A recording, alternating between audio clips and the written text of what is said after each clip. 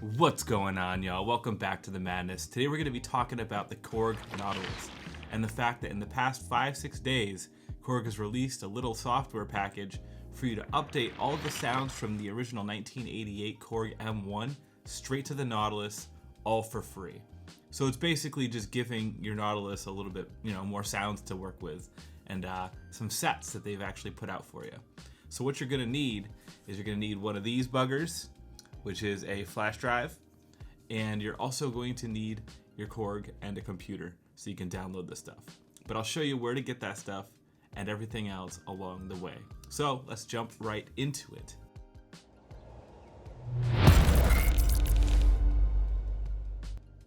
All right, let's just show you how to do this thing. Swish. So here we are on the main Korg website for the UK. So this is the one I found. You can just go and copy this. And so you just click buy now. It's free, right? So when you click here, it just brings you straight to a little checkout thing where you check out and then it'll send you a download link, right? So you take this download, you download it, and you slap it on this flash drive that you got, right? Handy. And I'll show you what that looks like now. So now I've just gone and, done the whole thing, downloaded it, went to straight to my downloads, and I ended up, copying this whole folder, right? So right down here, you see M1 for Nautilus. It is down inside of my USB drive right here. And it has a whole bunch of stuff inside here. So what you're gonna wanna do is now that you've got it on your flash drive, you're gonna unplug it and you're gonna plug it into the USB-A slot on the back of the Nautilus. It is not the squarish looking USB, it's the rectangle like most of us are used to. So just plug it into there.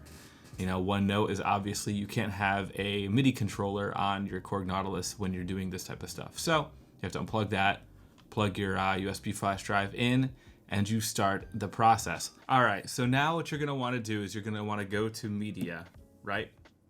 And so you go right off the bat, you see internal HD. Since it's already on my system, it's gonna show up right there. But what you're gonna wanna do is you're gonna wanna go to your flash drive plugged in, which is gonna look something like this. And you're gonna wanna go to utility.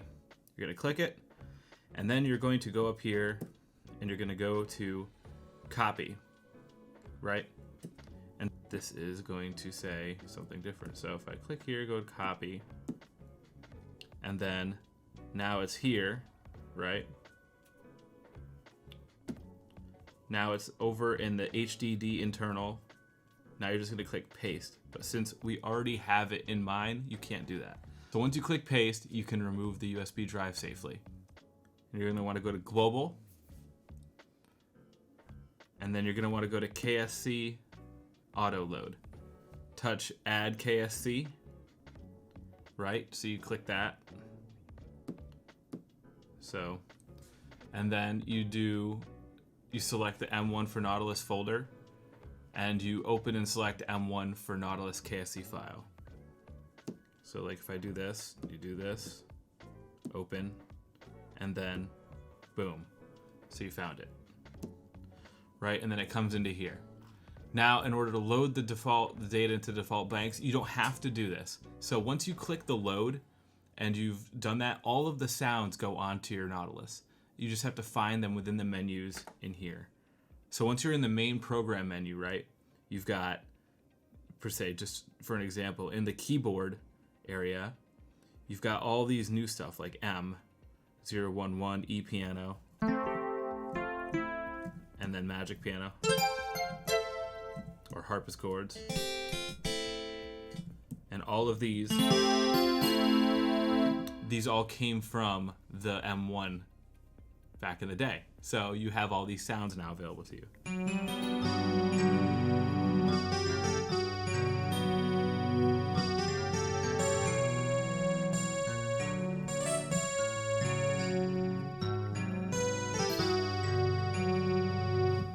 So it's pretty dang cool, and it's pretty easy to set up. Now, if you want default slots to be covered by the M1 stuff, all you have to do is you just go back into the disk load page within media. So go back here, go to mode, go to media, and then go to load.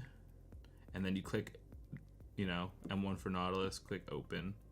So you're gonna wanna click the M1 for Nautilus PCG file, right?